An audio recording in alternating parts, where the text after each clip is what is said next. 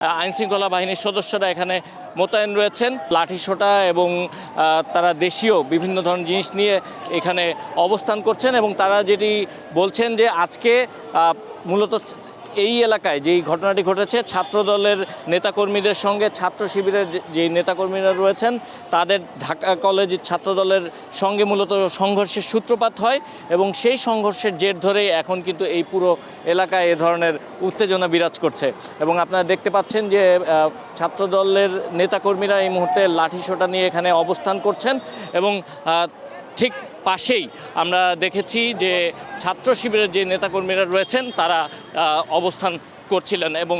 দফায় দফায় তাদেরকে নিবৃত করার চেষ্টা করা হচ্ছে। আইনশৃঙ্খলা বাহিনীর সদস্যরা এখানে মোতায়েন রয়েছেন এবং এই দুপক্ষের সংঘর্ষের ঘটনায় বেশ কয়েকজন আহত হয়েছে বলে তারা